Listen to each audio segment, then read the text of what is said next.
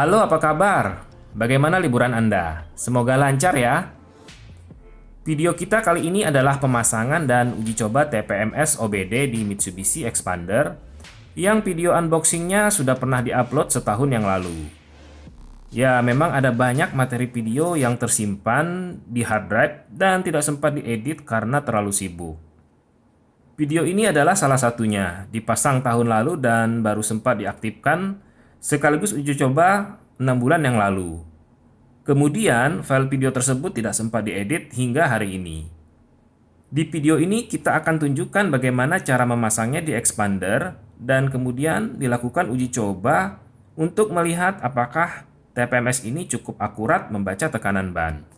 Cara pemasangannya cukup mudah dan bisa kita kerjakan sendiri. Dimulai dengan membuka beberapa panel di sisi driver.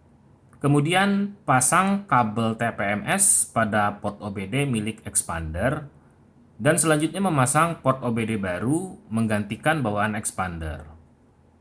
Berikutnya kita pasang display TPMS di lokasi tombol dummy di samping tombol ASC atau Active Stability Control.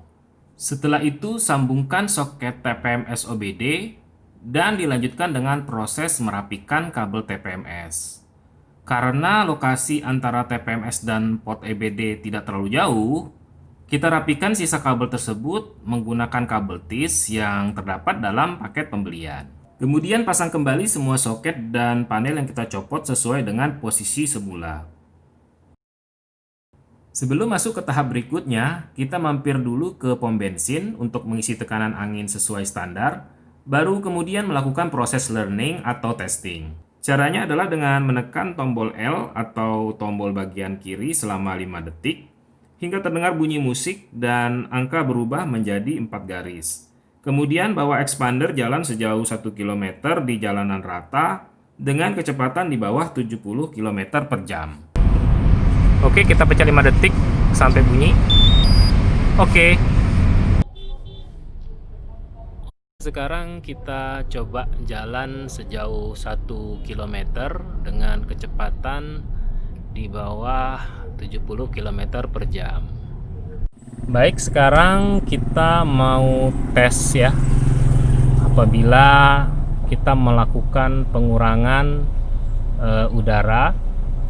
Jadi ada selain full tadi ada 2 lagi tambahan untuk ukuran, yaitu 25 sampai 50% pengurangannya dan di bawah 50%. Nah, pertama kita akan coba kurangi menggunakan ini digital tire gauge.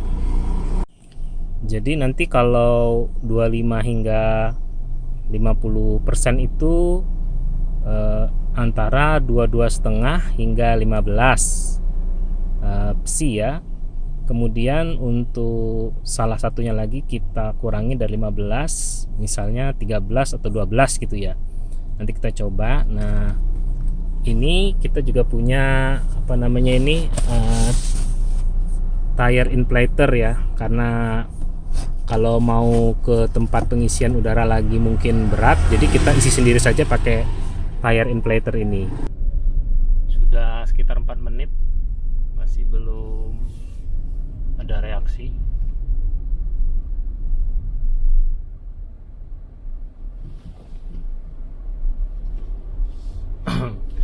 Jadi sebetulnya sensor ini menurut kita sih agak kurang sensitif ya, karena dia tidak segera. Waduh, nah oke.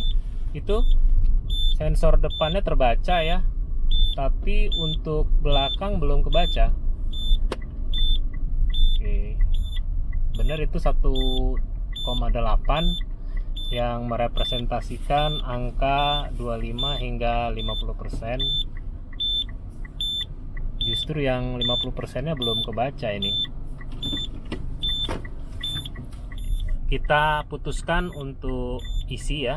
Kita cari tempat dulu, kita isi saja tanpa harus menunggu sensor untuk ban belakang menyala, karena harusnya sih dia yang menyala duluan karena dia lebih isinya lebih kosong dibandingkan yang bagian depan. Kita mau cek lagi apa benar ini kenapa bagian belakangnya tidak terbaca.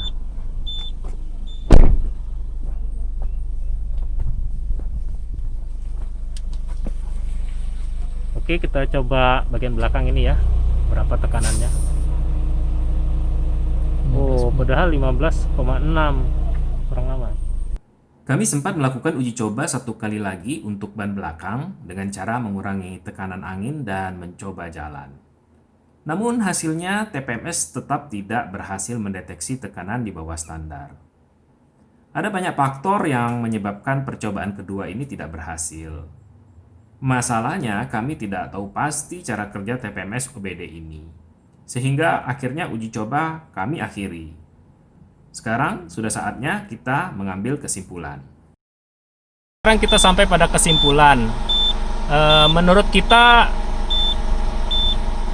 satu, setelah kita coba menggunakan tes, ada 2 ban yang kita kurangin. Yang satu ban bagian depan itu kita kurangi 25 hingga 50, kemudian ban belakang kita kurangin menjadi di bawah 50. Ternyata yang terbaca hanya 1 ya.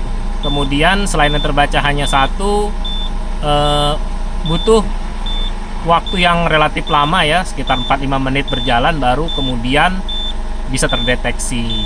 Nah, berdasarkan pengalaman itu menurut kita sih tidak recommended ya.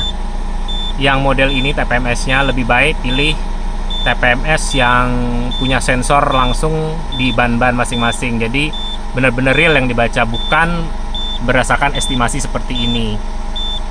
Jadi kalau mau saya coba gambarkan dengan kondisi saat ini, misalnya COVID-19 nih ya, kita ngetesnya pakai rapid test. Nah, ini nih mirip rapid test ini, karena yang dites bukan virusnya, tapi yang dites itu antibodinya. Nah, kalau TPMS ini yang dites itu bukan tekanan anginnya, tapi sensor ABS-nya yang membaca dan mengkalkulasi. Oke, sekian review dari kami. Sampai jumpa pada video berikutnya. Bagi yang berpuasa, selamat berpuasa. Terima kasih. Ada beberapa fungsi yang bisa kita gunakan. Salah satunya adalah fatigue dan mileage ya, mileage sebetulnya kilometer. Nah, kalau di expander sebenarnya sudah ada ya, tapi bagi mobil yang lain mungkin perlu ya, yang mobil-mobil lama yang tidak punya fitur fatigue dan mileage ya, untuk reminder. Yuk kita coba settingnya ya. Oke, pertama tekan R agak lama ya, 2 detik hingga berubah. Nah, kita geser, kita mau coba apa dulu? Itu sebelah kiri. Oke, nah ini adalah fatigue ya. Ini untuk 2 jam. Untuk mengganti berapa jamnya silahkan dipencet L. Ini 3 jam, 4 jam. Ini 0 kalau off ya posisinya. Kemudian untuk setting lainnya, kita anggap misalnya kita setting 1, kemudian kita setting yang lain misalnya. Nah, ini untuk maintenance ya. Jadi per 5.000, coba pencet lagi L nya. Per 8.000, per 10.000 tanpa reminder sama sekali lagi. Per 3.000 ya, anggaplah per 5.000 ya, misalnya kita mau ini, kemudian pencet R lagi. Nah, yang ini adalah untuk kapan bunyi muncul.